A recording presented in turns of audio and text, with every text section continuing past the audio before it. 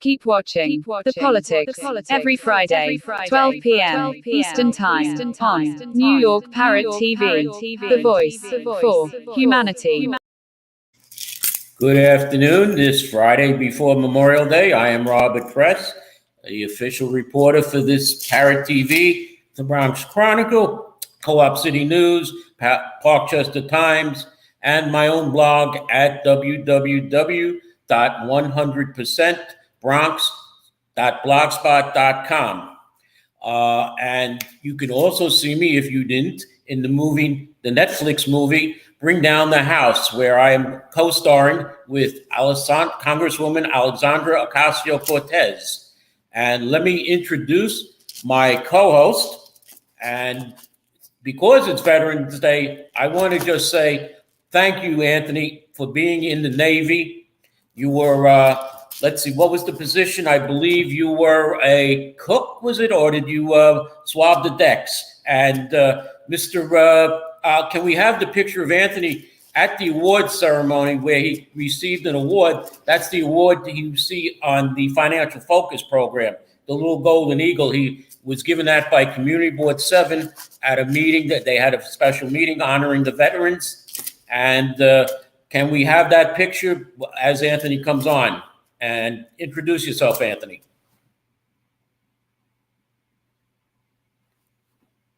Anthony, are you there? Okay, my co-host isn't with me right now. So we're going to go into the regular show then, and he'll pop in whenever he can. We have a guest today. She is the Republican. Oh, here he is. Yes, the producer had me backstage, I think, because he knew if he kept me on stage, I might have wrung your neck. Bob, that joke was so bad for a number of different reasons. Let me give you the biggest one. It is not. There we go. There's the picture of Anthony getting his award and his. Bob, it is not Veterans Day. Oh, you're right. It's Memorial Day. It is Memorial Day. Or weekend, right. I should say. So your joke, as wild as it's getting, is getting wilder. Now continue. And as you saw the picture of Anthony, he was getting his award, and they had the luncheon for him. He was walking with his plate of food. And Anthony, introduce yourself, please, and thank you for your service in the Navy. You're welcome, Robert. It's people like myself that allow people like you to look like a fool on a show. Good afternoon, everyone. My name is Professor Anthony RIVIECCIO. I apologize. I don't have my Lehman College card in front of me. I don't have my Monroe College card in front of me. I don't have my Kaplan Educational Services card in front of me. But trust me, I am a college professor. It can be approved. My first and predominant life, however, is I am an income tax and financial advisor for RIVIECCIO Financial Advisors. My second life, as I just indicated, is I am a college professor of personal finance. Watching my college students graduate a few days ago from Herbert H. Lehman College. And my third life, which brings me here, is I am a wonderful founder of a Northwest Bronx organization called Northwest Bronx Democrats. And happy Memorial Weekend, which I'll speak to a little bit more towards the end of the show. Correct. Now, let's go right into our show. We're going to go into world politics, Anthony, the Ukraine. It is now 90 days that the war in Ukraine is going on. Putin is now using the hunger as a weapon. Ukraine produced much of the wheat that the world uses. They can't do it. They can't get it, can't grow it. They can't cut it. They can't ship it. So right now, I think Putin is using this as a weapon. What's your opinion, Anthony? My opinion, very simply, is that I think everybody is confused. I read something recently that is probably one of the few things that I can give Joe Biden credit for. And what that is before the Ukraine war, people were debating how united or divided organizations like NATO was. The organizations like the United Nations Council truly was. Since the Ukraine war, we've now seen almost unanimity Right. in both of these organizations. Can Joe Biden take the credit for that? Actually, he can. So, what does it mean in regards to Ukraine? Well, I'm actually just a little bit surprised in regards to President Putin. I thought by now that one city that he did capture, I thought he would have put up the victory sign and said, hey, I won. But of course, now rumors are he might be too sick to actually do that.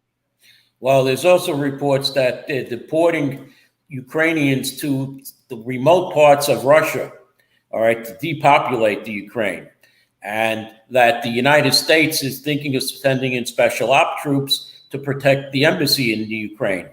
But anything else about the Ukraine war or world politics, Anthony? I will say this much, and I can't speak too much about it, but I did speak to an old colleague of mine last night who is from the U.S. military, and I'll just say special ops was one of the topics of conversation.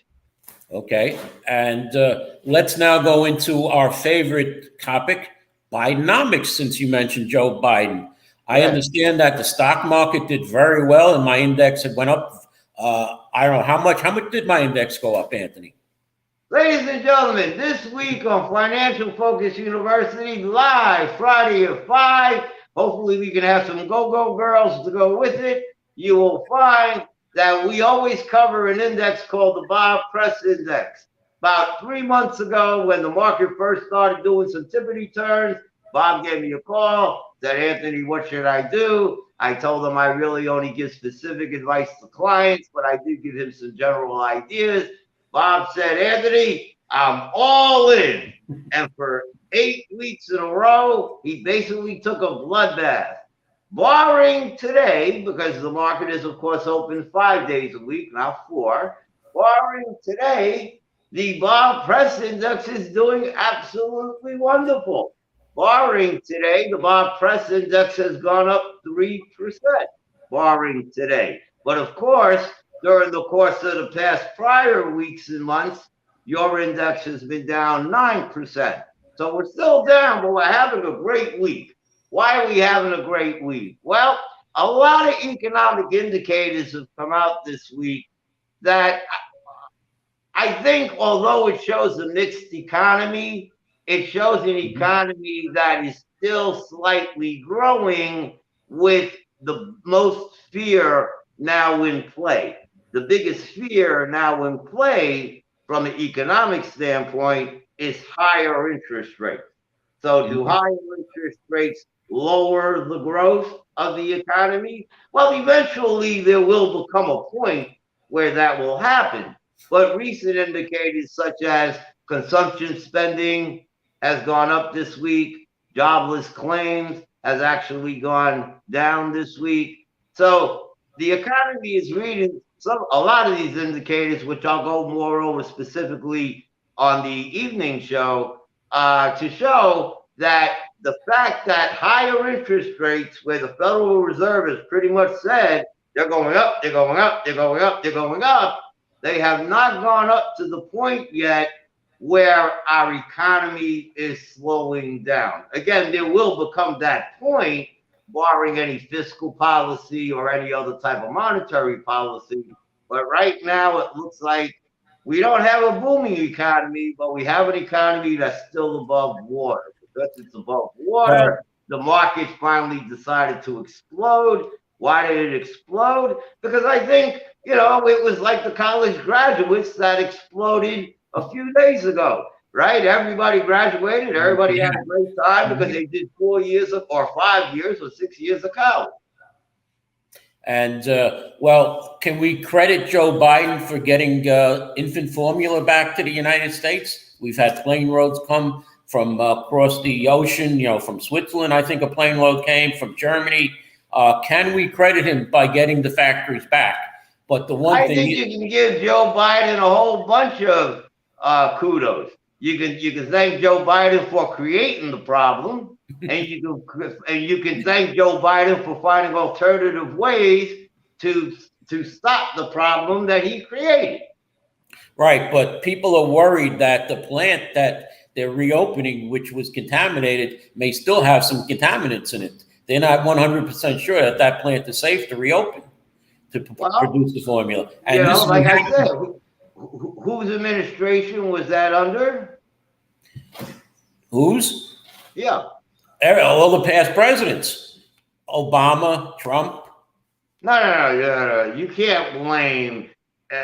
Are you suggesting that President Obama didn't authorize that place to be cleaned 8 years ago, and because of that, now it's contaminated? That's silly. Don't say that. Let's call a spade a spade. The muckety mucks didn't do their job.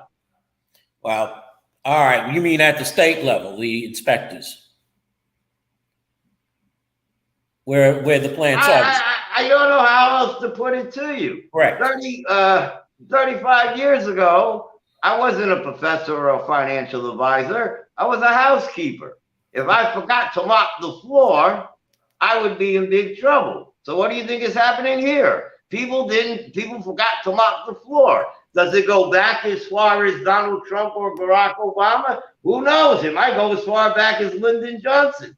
I can tell you when I was a housekeeper 35 years ago, how many people weren't doing their job. Mm-hmm. But the bottom line is that it is the Biden administration and all the muckety mucks therein to be sure that place is functioning. And if it wasn't, somebody should have been on top of it. Well, as far as formula goes, here in New York, Attorney General James put out a statement that she's going after retailers who are price gouging on formula right now, and that you can call the Attorney General's office at 800-771-7755 if you feel you're being gouged on your formula for your baby. So she's told 30 retailers who are online and have brick and mortar stores. You mean she didn't create an 800 number for the pizza, for the rip-off of the pizza that used to be $1 and now it's $5? She didn't create an 800 number for that? Well, that's because there's no wheat coming in from Ukraine. So whatever here, it's like gasoline. How much is gasoline now? We see it's now $5 in New York, and we see it's almost $8. So wait a minute. So you're saying that the Attorney General of New York created an 800 number because Joe Biden created a problem, right? Well, no, Biden created the problem. It's the normal number that she has, right? She created an 800 number to make sure that part of this problem that he created was solved. It's their normal number for complaints, Anthony. So that's not what you said. No. You said if you want to complain about baby formula gouging, right? That's different than different type of gouging. Well, you can complain if you feel you got a lemon from a car dealer. That's the Attorney General's complaint line. Well, that's what you should say. So if I have a complaint, whether it's from a car, gas prices going up, utility prices going up, going to the drugstore prices are going up. You're telling me I can use the same number. You didn't say that. What you said was, if you have a baby problem, you can call this number. That's the way she put it, okay? You're the host. I don't care how she put it, unless that number is just for baby formula and it's not for those other things that I mentioned. And if it's not, how come you don't have one for those? Anthony, let me just say also that our upstate governor, Kathy Hochul, with her upstate lieutenant governor, Anthony Delgado, Kathy Hochul is now complaining that the upstate power companies up in Rochester and Western New York are going for a tremendous price increase. They're asking for a big price increase, and Kathy Hochul is worried that upstate New York is going to pay more for their electricity. Now, I didn't hear anything at all from Kathy Hochul when Con Edison wanted to raise their rates. That's why I'm calling her the upstate governor, because I don't think she really cares about downstate. She's just going to go into photo ops with some of the local elected officials, cutting ribbons, shoveling dirt. But that's all she's doing. I don't see anything she's doing for New York. What's your opinion? I'm not sure if I have one, to be honest with you. unless you told me that Kathy Hochul was creating the same 800 number. No, she just, this was in a press release that she said. So basically, it's a photo op, press release, no 800 phone number. No, no, just that she's complaining. And then you're going to ask me how I feel about her governorship, right? Go ahead. How do you feel about when she can't choose a simple lieutenant governor? Well, yeah, okay, let's look at it this way. Remember Ed Koch? Ed Koch used to say, how am I doing? Mm-hmm. How do you think Kathy Hochul is doing? Well, as I've indicated on the show before, you know, sometimes you can't blame a rookie for making rookie mistakes because that's why they're a rookie, right? But it is troubling to know that, a person finishing up their rookie season now has the capability of being the favorite for a second term. Not guaranteed. There are many contenders out there that I think are viable, but I think most people would agree as of now, she's probably the favorite. Well, my opinion, and this is my opinion only, is I think Jumaane Williams will be the Democratic candidate for governor. I think Tom Suozzi will take enough votes away from Kathy Hochul that will give New York City Senator Jumaane Williams the primary victory. That's my opinion. And it can change because there's an early opinion, because we know as the races go on, things come out about candidates. We may find out things about Jumaane Williams, Tom Suozzi. We found out some certain things, like today he's producing his taxes finally. He wasn't producing his taxes. And, you know, these things happen during a campaign when you're in the big picture. Okay. Just like we're going to have our guest later who's running for the state assembly seat. She has been in the low light. She's a Republican district leader, and she's now running for the assembly in her district. And I'm sure her Democratic challenger will be finding out things, whatever she can about her. Okay. As we see and we're talking about the 80th Assembly District in the East Bronx. As we saw that the opponent in the Democratic primary of this Assemblywoman, Natalia Fernandez, was thrown off the ballot with the whole slate, okay, because they didn't have enough valid signatures to run, okay? And the important word is valid signatures, because what's happening is, you can't hear me, Tony? No, I'm not sure if I heard you correctly. So let me ask you. You just, I thought I heard you say a minute ago that Natalia Fernandez's slate just got thrown off the ballot. No, her opponent did. Okay. Her opponent was thrown off the ballot. Oh, her opponent. You Natalia Fernandez has no primary. You didn't mention any No, the other whole name. slate has no primary. Okay. But what we found with redistricting. Who was her? Who was the person in the group that got thrown off the ballot? We mentioned this last week. It was Irene Estrada, who was running she's the current female district leader in the 80th, which will end on primary day because she's not on the ballot for district leader, and she was running for assembly. Sammy Ravello was running for her male district leader position, and she had 2 state committee people. All of them were thrown off the ballot because the signature, you have to have X amount, is 500 signatures, and they came in after the challenge by Remy Salas, who is will be the new male district leader. He challenged the petition of Irene Estrada and all of her people and knocked that petition down under the minimum required 500 signatures, or whatever the minimum was. Okay, so not having enough signatures, the Board of Elections said, the whole petition by Ms. Estrada is off the ballot. We saw that in your district now, the 78th, where Ms. Shaniqua Charles is not on the ballot either. She did not have enough valid signatures for whoever challenged her. And while we're in the 78th, let's talk about the 78th race for a minute. Assemblyman Jose Rivera is fighting for his life, according to you. Am I not right? I never said that.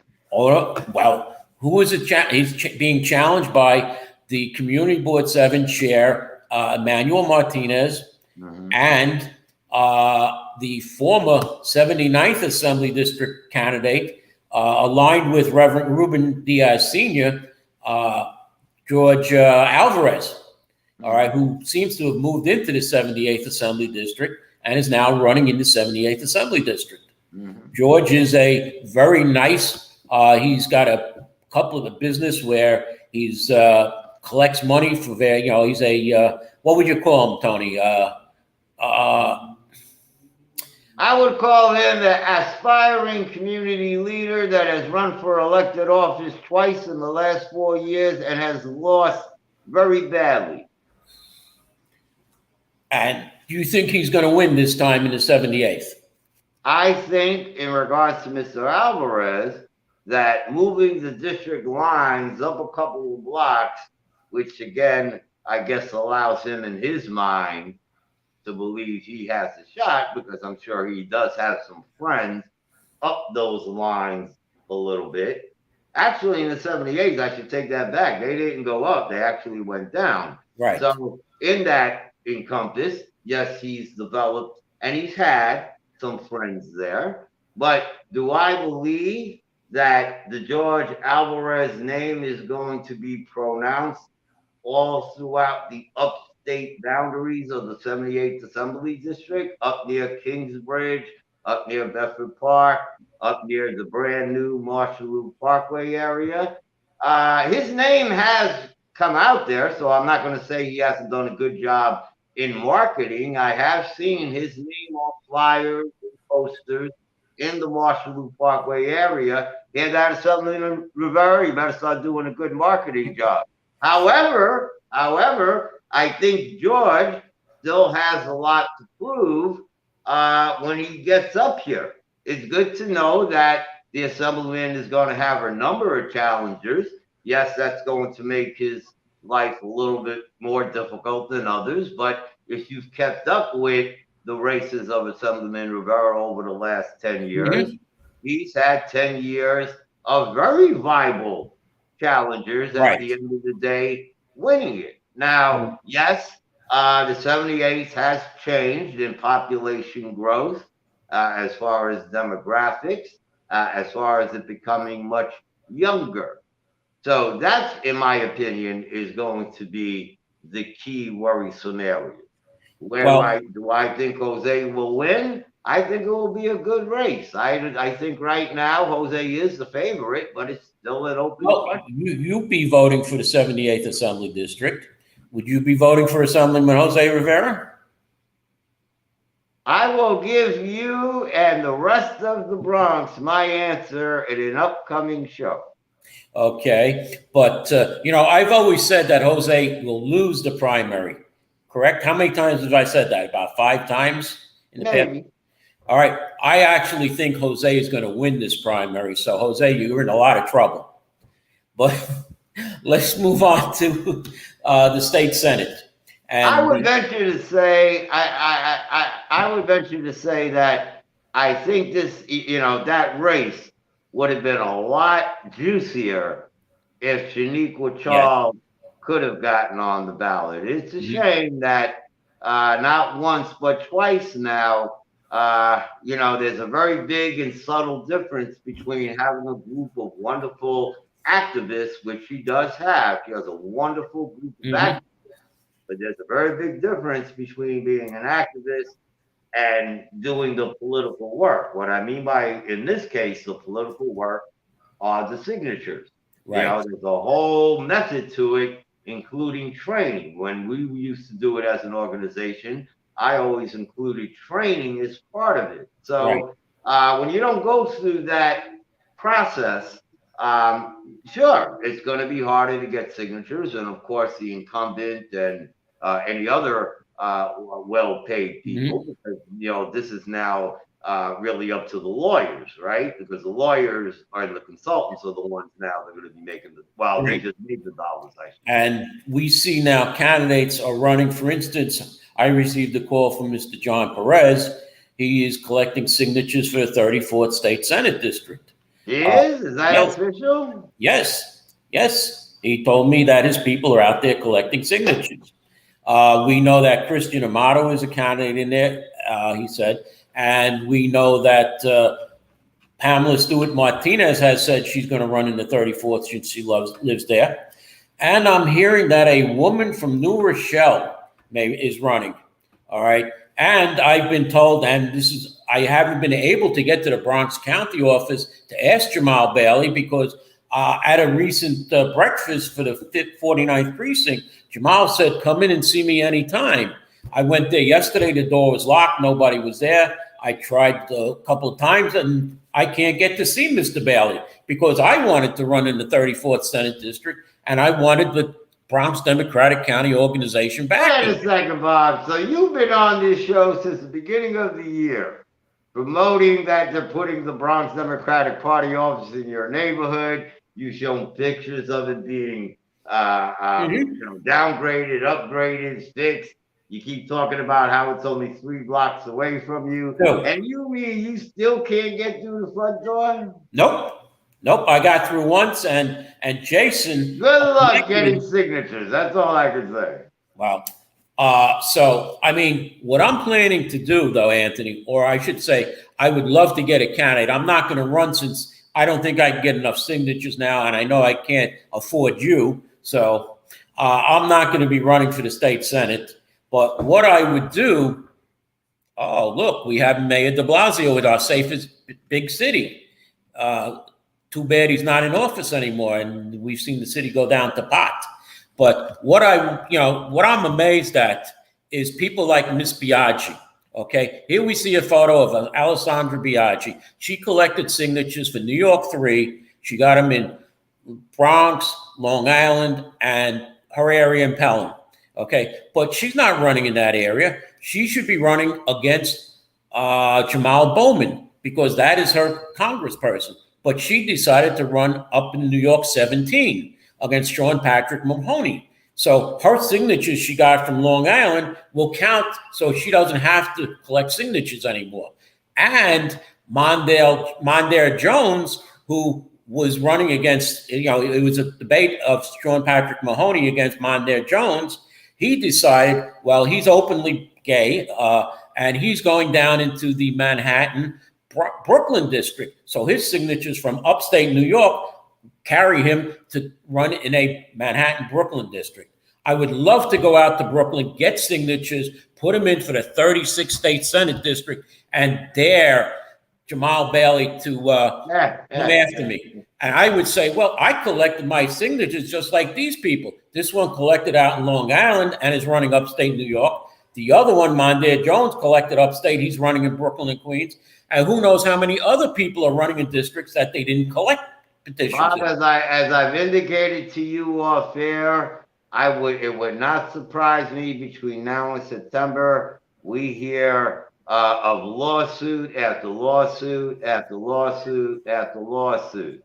Whether you think it's right or wrong, and I can understand both sides of the argument, whether you think it's right or wrong, because of this whole redistricting fiasco, we now have thousands of signatures that have been accepted that we now know are illegal. We now know this. So I think that once those final calculations are tabulated, some people legitimately, out of spite, in my opinion, but legitimately are going to fight it in court. And I guarantee you, somewhere down the road, you will see the assembly lines are going to change as well. Because again, I think these lawsuits are going to show that even though there was justification, and I want to be clear on that as well, even though there was justification for the court making the following changes they did, what they also did in those changes was say, we're going to accept invalid petitions because of the time frame structure. And that's basically what's happening. Okay, and Anthony, speaking of time frame, we're at our halfway point, so it's about time for our midway commercial break. And let's take our break, and we'll continue this after the break. Do you know that there is a publishing company that wants to make life easier for you as a writer. This publishing company is called World Inkers Printing and Publishing. We publish in all different languages, and we're looking for writers of all genres, all formats. We're looking for scholars, ghostwriters, playwrights, poets, short fiction, novelists, you name it. We're looking for anybody who is interested in writing and the craft of writing to be in touch with us. You can reach us at info.worldinkers@gmail.com. With World Inkers Printing and Publishing, you do not require a lot of money to publish with us. Contact us today at info.worldinkers@gmail.com. Become a winner with other authors at World Inkers Printing and Publishing. Give us a shot. We will surely convince you. Are you curious about financial literacy? Then take a look at Professor Anthony RIVIECCIO's new program on Parrot TV. It's called Financial Focus University. This is an excellent program to learn about questions related to your own finances post-COVID, and how you can manage your money, how you can work with your tax situation. And this is an excellent and informative discussion of financial literacy. With Professor Anthony RIVIECCIO, your financial problems will be solved at Parrot TV with Financial Focus University. And that's an excellent program, Anthony. I mean, I watch it and it's over 1, 2, 3. It just flows right through. You're great with those charts. But I want to give a shout out to George Havarack, who is one of the people fighting this food town development on the east side, because that's going to determine what's going to happen in the east side. If that project goes through and those 300 units are built, 300 plus units are built, the east side is probably going to be finished. So I wish you guys good luck in that. And you're at about where you can be. It's up to your council person. And I would petition the land use chair, Councilman Raphael Salamanca in District 17 here in the South Bronx. So you may want to talk to him also in this fight, because he's the land use chair, and it has to go through his committee. So, hey, Robert. Yes, I understand before it goes there, it will be going to the borough president's office. Yes, it will. So don't you think there should be some action? Yes, they can. They can talk to the borough president too. All right. What do you think she'll do? What? What do you think she'll do? I have no idea. I can tell you what Ruben Diaz Jr. would do, but I don't know what he would do. I see our guest, Miss Phyllis Natascio, which people may know on Facebook as Tizzy Stats, is on. So let's let our guest tell us a little bit about herself and why she's running for office. Hello, gentlemen. Thank you for having me on today. I'm a Bronxite through and through, born, raised, never left. I'm passionate about the Bronx. I want to save the Bronx. I'm currently a teacher, a Catholic school teacher. I teach art and Italian to grades UPK through 8. I'm a mom of 2, and 3 if you count my puppy back there. And I'm passionate about the Bronx. I mean, I don't know what else to say. I'm a district leader. I'm on the community board, the precinct council, Morris Park Community Association board. So I like to get my hands into everything. Yes, and let me ask you, do you think our current assemblywoman is doing a good job? Yes or no, and why? Okay, I'm friends with Marjorie. I think she's trying. No, assemblywoman, Natalia Fernandez. I'm sorry, assemblywoman, I'm sorry.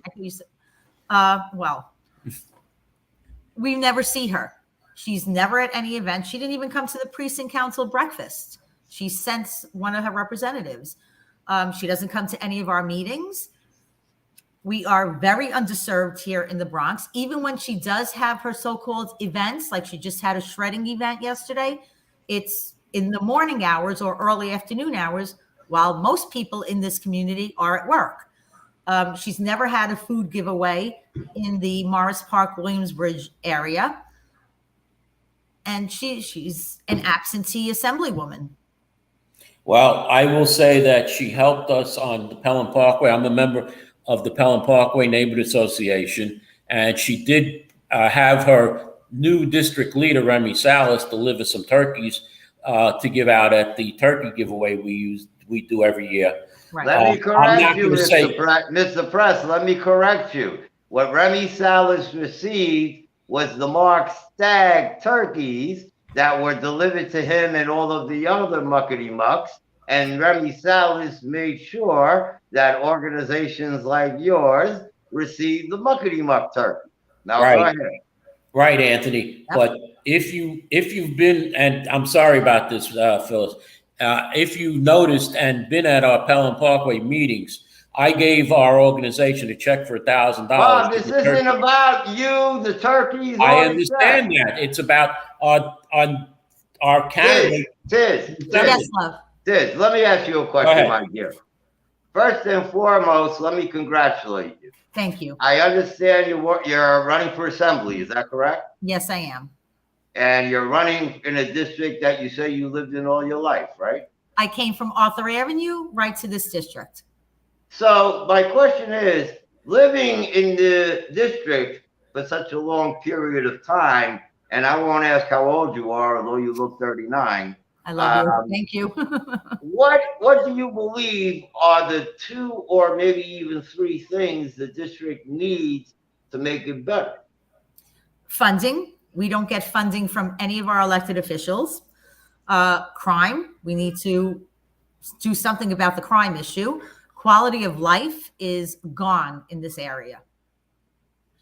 So let me ask you a follow-up question on a second one that you mentioned in regards to crime. Crime in the Bronx, of course, is going up all over. You know, it's relative depending on where you live, but in most cases, it's going up. Now, running for assembly, we're talking about state law, right? We're talking about state funding. We're talking about state policy.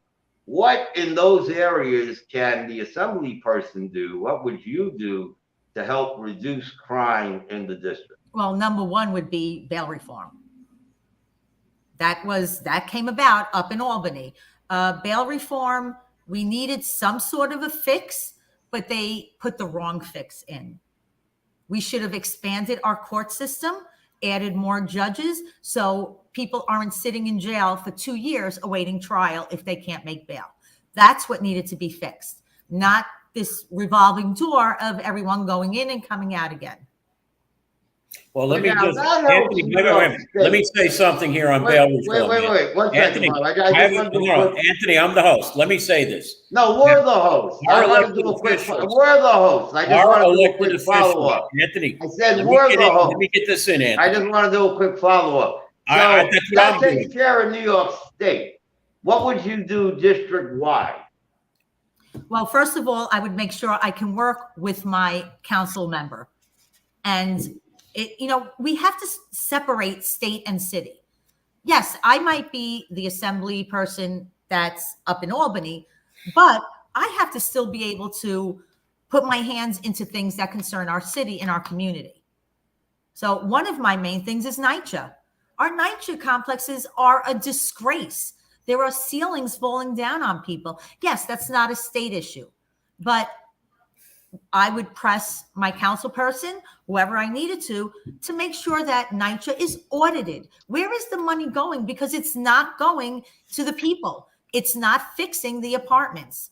The same thing with the Board of Education. That's a city issue.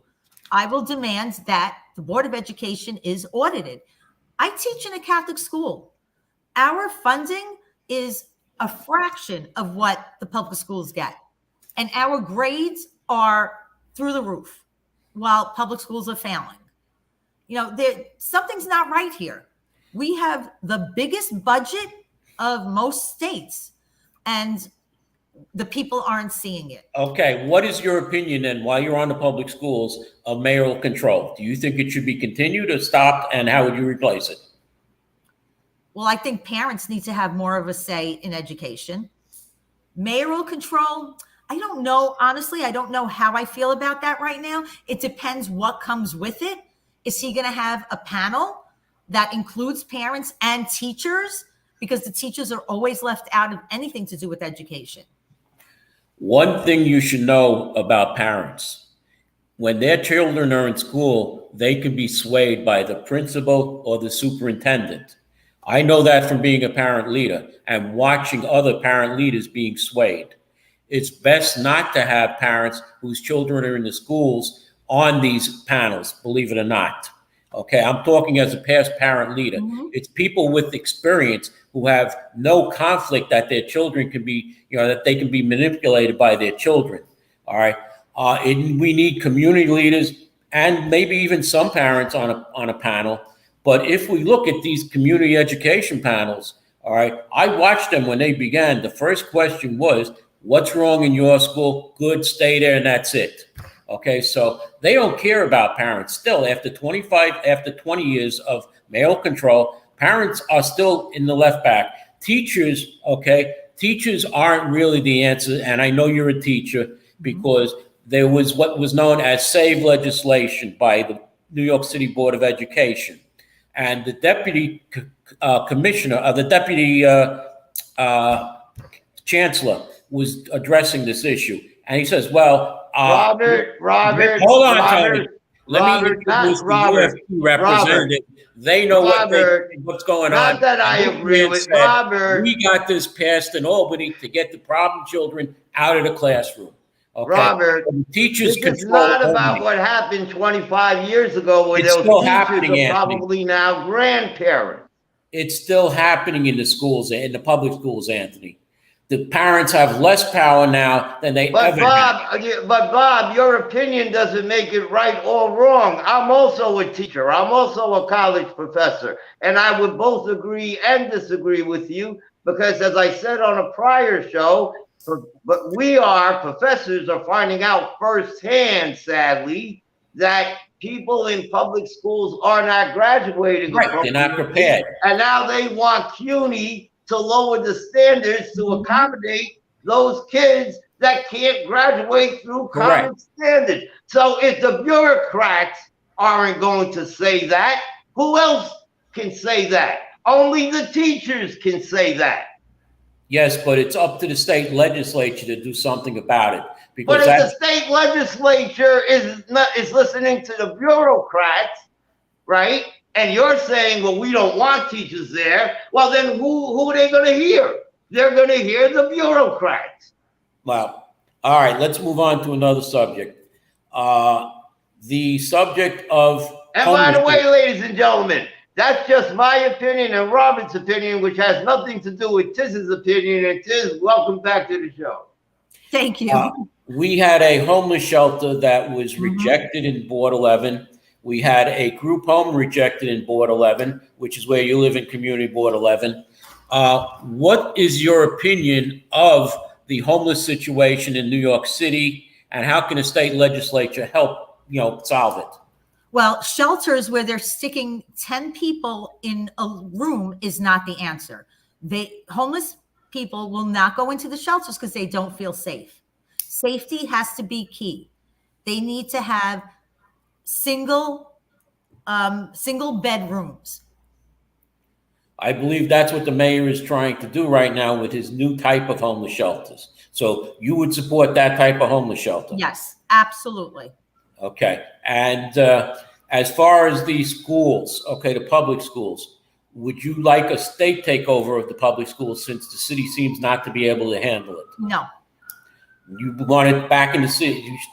Yeah, I think it needs to stay with the city, but I think that we need to keep up with where they're spending the money.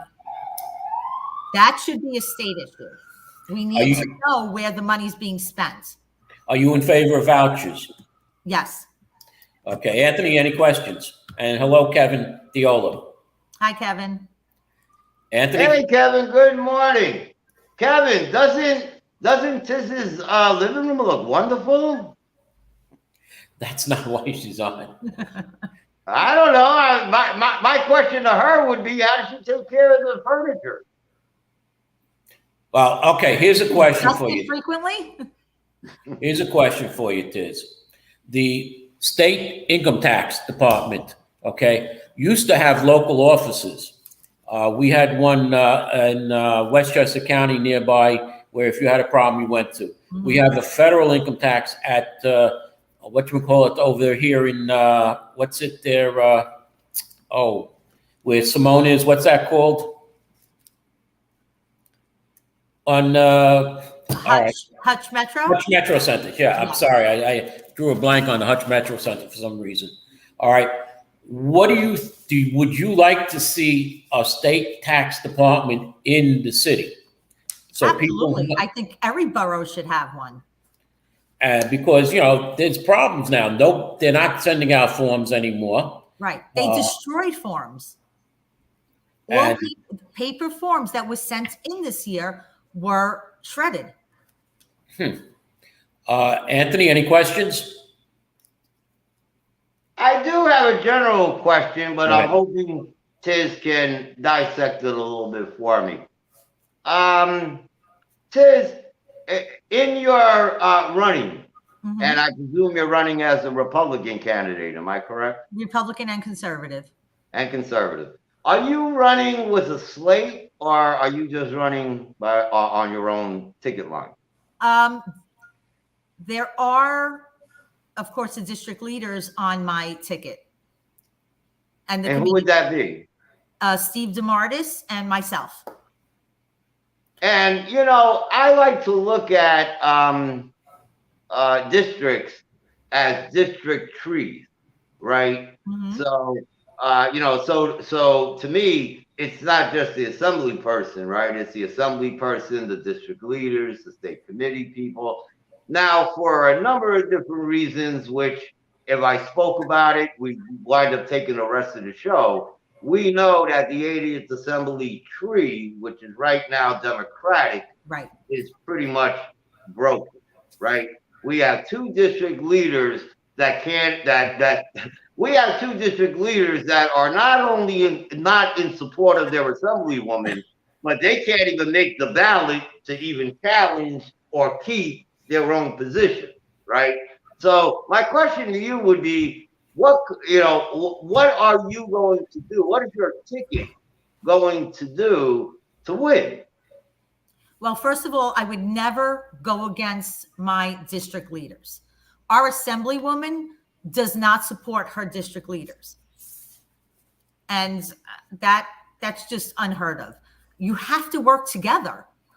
If you're not working together, if there's infighting, nothing's going to get accomplished. Now, I happen to know Irene very well. She's a wonderful person, and she has a good heart, and it's all about the community.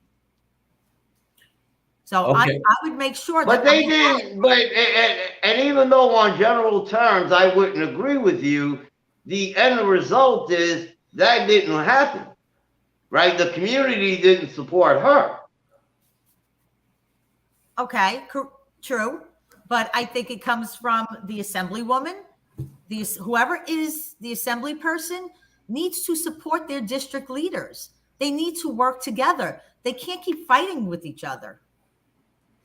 Well, we saw that Sandra Pabon put up, she supports me. I hate to say this, but I'm going to assume that is the current Democratic Assemblywoman, Natalia Fernandez, who we would love to have come on the show also to show, to tell us how she has done in Albany, what she has done, and what she wants to continue to do. Now, we have... Well, Robert, first and foremost, you're right. Sandra Pabon is the presumed, I say presumed because the election hasn't happened yet, but she is the candidate for a female district leader. But Tiz, and it's sort of a follow-up question to this. If the Democrats in the district are saying Natalia is our person, because that's what they're basically saying, but they're not really saying that in mass because the Bronx County leadership doesn't seem to be all out there for her, then I guess my question is what is the common person Democrat saying? Are they saying that they're willing to look at you because they don't believe she's a true leader? Are they saying that maybe we don't need another Democratic opponent because she is the leader? What are you hearing out there in the street? I do have a lot of Democratic support. I'm a moderate. I'm not a right-winger. I have a lot of very normal views. And I think that's what we need now. We need people that are normal. We don't want far left. We don't want far right. I think the community is sick of that. So I have Democrats coming up to me telling me they support me. Well, here's a question for you. We saw that your opponent ran for borough president. Mm-hmm. We know that she worked for Governor Cuomo in the past. Do you think that she's just using the assembly position, much like we see our state senator, Alessandra Biaggi, who is now running for Congress? Do you think that Assemblywoman, and we know that she wanted to run for the state senate too, Anthony, if we're correct, that there were hints that she wanted that county backing, but county backed somebody else. All right. And now we see that county back somebody who's running against an incumbent that they normally back. But do you see that our Assemblywoman will be here for the full term, or will she be going, as some people have said, that she might want to go into the Hochul administration? She does not. The Bronx is not in her. She's not a Bronxite. She's from Salem, New York. So she does not really care about this community, about this district. Yes, she will use this as a stepping stone to get something better. And what about you? She supposedly lives here. She lives not too far from me, a few blocks. I have never, ever, ever seen her walking, shopping in any of our stores. I shop the Bronx. Well, if the position, if your Republican county leader said to you, you won the assembly seat, we have high hopes for you, we want you to take the Senate seat in a couple of years, would you run for that, or would you want to be the assembly person? What's your future plan? I was already asked to run for Senate, and I refused it. I don't want to represent that large of an area. I want to represent my community. This is my home. It's always been my home. And Anthony, anything? Tiz, I do have a curious question. Mm-hmm. You mentioned you were a member of your local community board. Yes.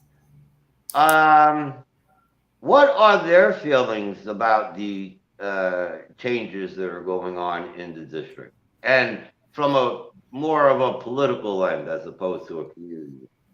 We really don't discuss that much with the community, but first of all, we've been virtual. So I don't even know half the people on the community board. Excuse me. I have met a few of them. I met some recently at the breakfast. We were discussing things, and everybody's disgusted that I've spoken to with where our community is going. It sounds like, and I don't want to imply anything, so I want to be careful how I say this. And it sounds like, from what you're hearing in the street, that all of this good, bad decisiveness seems to be being labeled towards the Assemblywoman. Well, she voted for bail reform. She also, if I remember correctly, supported a Black Lives Matter rally in your area. Not only did she support it, but her office was giving out water to the marchers and denied it to the police officers that were marching alongside them. Well, that's the first I've heard of that. I knew about the Black Lives Matter march. I didn't know they denied police water. And one of the local business owners saw that and went down the block and bought a case of water to hand out to the officers. So are you saying then that your opponent's anti-police? Absolutely. And we know that you're on the precinct council. So yes, I am. Let me ask you, we recently, in the 49th precinct where you live, and which covers most of the 80th Assembly District, got a new captain. Okay. Yes. What would you say to that captain that he needs to do to police the district, the 49th precinct? There's not much he can do. His hands are tied. They do the best. We have an excellent precinct. Our officers are amazing. They do the best they can with what they have. Would you like to have state police come in and help the city police? Because in the west side of the Bronx and Community Board 8 in Riverdale, the state police patrol the Henry Hudson Parkway, and they do come into the neighborhood and will make an arrest if they need to. I don't think we need state police. I think we need our city police to be able to do their job. And how would a state legislator do that? You would change, besides the bail, no cash bail law. But again, what I wanted to get at before when we were talking about this is these people like, say, Jamal Bailey and Biaggi and even Natalia Fernandez say it's a very small percentage of people that are doing this. When we saw at the Morris Park meeting that when the district attorney was there, one of the people complained, this guy was arrested 38 times, this one 37 times, this one 58 times. Absolutely. So you would like to... What did Darcel say? Her hands are being tied also. Correct. And, but we need to change that law, but not to hurt the people who should not be in there, but exactly. the people that are repeat offenders in there. Absolutely. Right? And that's why it's the court system that needs to be fixed, not the bail system.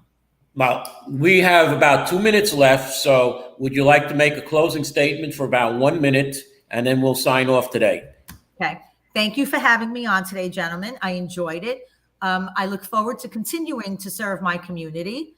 Whether I win the election in November or not, I will always serve my community. Anthony, any final words from you, Anthony?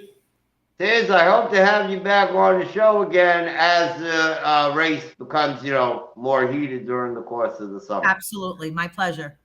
It's nice having you.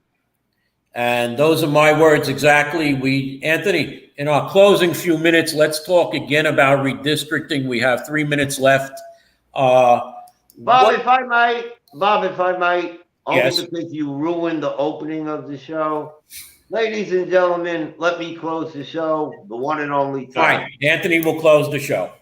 Ladies and gentlemen, at 18 years old, I looked on my right-hand side and I met a gentleman by the name of David, who was also 18 years old.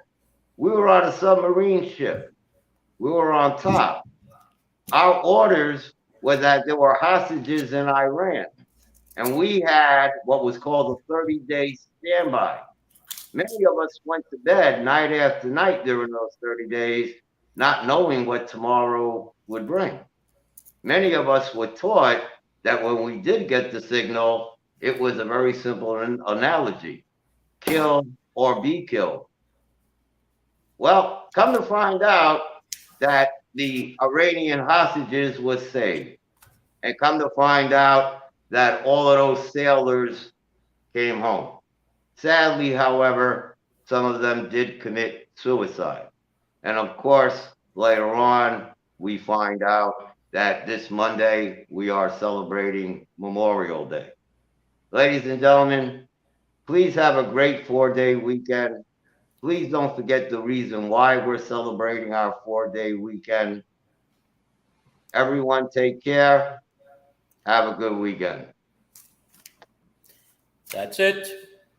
Do you know that there is a publishing company that wants to make life easier for you as a writer? This publishing company is called World Inkers Printing and Publishing. We publish in all different languages, and we're looking for writers of all genres, all formats. We're looking for scholars, ghostwriters, playwrights, poets, short fiction, novelists, you name it. We're looking for anybody who is interested in writing and the craft of writing to be in touch with us. You can reach us at info.worldinkers@gmail.com. With World Inkers Printing and Publishing, you do not require a lot of money to publish with us. Contact us today at info.worldinkers@gmail.com. Become a winner with other authors at World Inkers Printing and Publishing. Give us a shot. We will surely finish you.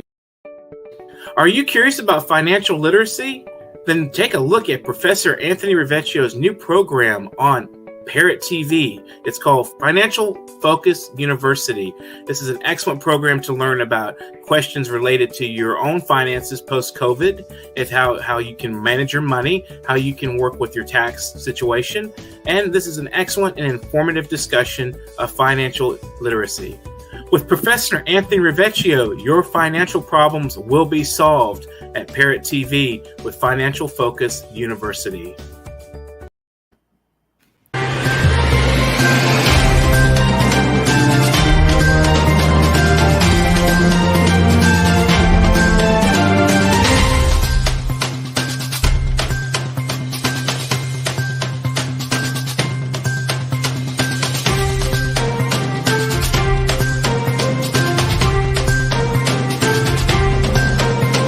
humanity. Keep watching The Politics every Friday, 12 p.m.